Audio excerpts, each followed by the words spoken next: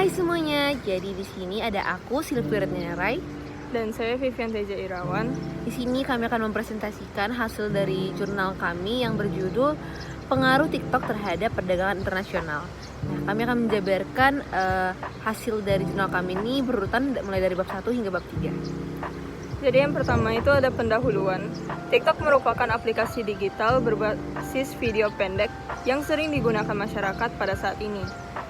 Seiring dengan berkembangnya TikTok, banyak perusahaan mulai memanfaatkan TikTok untuk memperkenalkan produk mereka ke pasar internasional.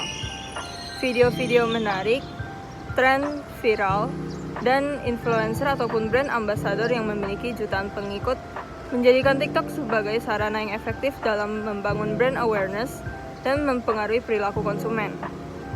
Namun, meskipun TikTok menawarkan peluang besar bagi pelaku bisnis dalam meningkatkan penjualan dan memperluas jangkauan pasar, ada tantangan yang muncul terkait dengan peraturan yang berbeda antar negara, masalah privasi, serta potensi dampak sosial dan ekonomi. Oleh karena itu, penting untuk memahami lebih dalam bagaimana TikTok mempengaruhi perdagangan internasional, baik dari sisi peluang maupun tantangan. Oke, untuk rumusan masalahnya di sini kami ada 2. Yang pertama itu bagaimana TikTok mempengaruhi perilaku konsumen dalam perdagangan internasional. Lalu yang kedua itu ada apa saja dampak TikTok terhadap strategi pemasaran dan distribusi produk di pasar internasional. Jadi di sini tujuannya itu untuk mengetahui peran TikTok sebagai e-commerce dalam perdagangan internasional dan untuk mengetahui dampak yang diberikan TikTok terhadap perdagangan internasional, terutama di Indonesia. Oke, sekarang sejarah terkaitnya. Pertama ada sejarah TikTok. Jadi Chang Yimin itu mendirikan sebuah perusahaan yang bernama Better Days pada tahun 2012 dan kemudian mengembangkan aplikasi Douyin pada tahun 2016. Lalu kemudian perusahaan tersebut itu melakukan kolaborasi dengan aplikasi Musical.ly yang pada waktu itu sedang naik daun. Nah, sehingga pada akhirnya aplikasi Douyin ini semakin naik daun juga, dan setelah itu perusahaan ini tuh meluaskan aplikasi mereka ke dunia yang sekarang kita kenal sebagai TikTok. Untuk sejarah perdagangan internasional itu udah ada sejak ribuan tahun lalu dan juga mengalami perkembangan yang sangat pesat di mana ada perubahan teknologi, juga politik dan ekonomi global. Sejarah perdagangan internasional itu mencerminkan transformasi besar dalam hubungan antar negara dan dinamika ekonomi dunia. Kemudian selanjutnya ada teori terkait. Jadi teori utama yang kita gunakan ini adalah menurut Kaplan dan Harenlein.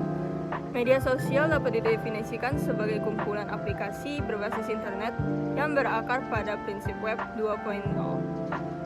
Kemudian menurut Nisa pada tahun 2016, media sosial TikTok merupakan media sosial yang dapat membuat dan melihat video pendek dengan berbagai ekspresi masing-masing penggunanya. Beberapa pengguna media sosial TikTok mengatakan mereka terhibur dengan video-video hasil dari kreativitas pengguna lain ataupun kreativitas dirinya sendiri. Jadi kesimpulannya itu di sini media sosial itu berfungsi sebagai platform yang terlihat dalam interaksi sosial melalui pertukaran berbagai bentuk konten, termasuk informasi, teks, foto, video, dan sejenisnya. Melalui perdagangan konektivitas internet, individu terlihat dalam interaksi sosial satu sama lain di berbagai platform media sosial. Oke, sekarang kita masuk ke pengertian dan konsep dasarnya. Jadi TikTok itu telah mengolah cara pandang orang-orang mengenai cara berdagang dengan lebih inovatif dan kreatif. Yang dulunya penjual barang itu melalui tatap-tatapan, sekarang dapat berdagang tanpa dengan melihat produk secara langsung, sehingga konsumen dapat mengetahui fungsi dan tujuan dari suatu produk tanpa harus pergi ke toko terlebih dahulu. Nah, penyampaian yang digunakan ini adalah dengan menggunakan video singkat, sehingga konsumen akan lebih tertarik untuk menonton karena informasi yang disampaikan pastilah lebih singkat dan jelas. Hal-hal seperti inilah yang membuat TikTok menjadi sangat terkenal di kalangan masyarakat. Nah, untuk jangkauan aplikasi TikTok pada saat ini tuh sudah menyebar luas, tidak hanya di negara asalnya aja yakni Cina, tapi aplikasi TikTok ini juga ada jadi sebuah aplikasi yang digunakan oleh semua orang di dunia ini. Tidak hanya itu, aplikasi ini juga menjadi salah satu aplikasi yang paling banyak digunakan, sehingga sesuai dengan yang telah dipaparkan sebelumnya mengenai perubahan cara pandang orang-orang aplikasi TikTok, sangat berpengaruh dalam perdagangan internasional. Jadi selanjutnya itu ada data dan fakta. Dalam data dan fakta ini kami menggunakan tentang pencapaian TikTok. Pada tahun 2018, TikTok menduduki peringkat teratas top free app sebagai aplikasi gratis yang populer di Google Play Store. Kemudian yang kedua itu ada tahun 2019, TikTok memenangkan penghargaan Short Awards sebagai aplikasi dan platform video pendek yang inovatif dan menarik. Kemudian yang ketiga itu TikTok mengadakan TikTok Awards sebagai salah satu acara penghargaan yang diselenggarakan oleh TikTok untuk konten kreator terbaik dan momen viral yang terjadi dalam platform tersebut. Kemudian juga disajikan data di dalam situ tentang 10 media sosial dengan pengguna terbanyak 2024, di mana TikTok itu menduduki peringkat kelima setelah Instagram. Oke, sekarang kita masuk ke analisis. Analisis pertamanya itu TikTok mempengaruhi perilaku konsumen dengan cara menyediakan fiturnya sebagai aplikasi yang berbasis video pendek. Nah, dengan video pendek tersebut, penggunanya itu dapat dengan mudah mendapatkan informasi baik dari segi tren maupun dari segi pemasaran.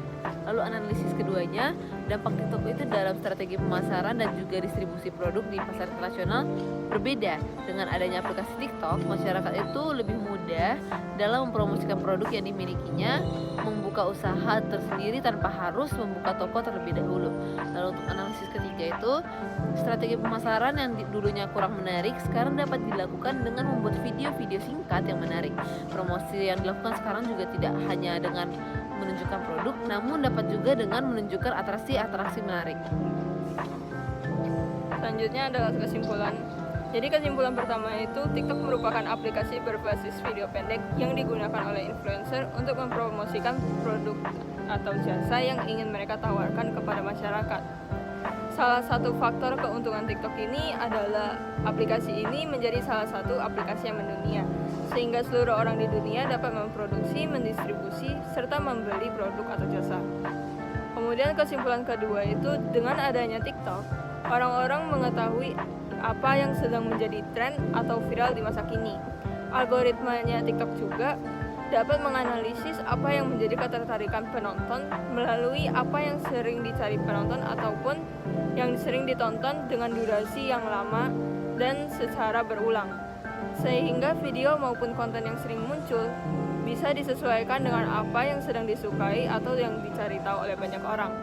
Hal ini juga menjadi salah satu alasan yang mendorong seseorang menjadi konsumtif melalui konten dan barang apa yang sedang dipromosikan, baik dalam bentuk konten influencer, iklan, dan menampilkan link pemesanan melalui keranjang kuning.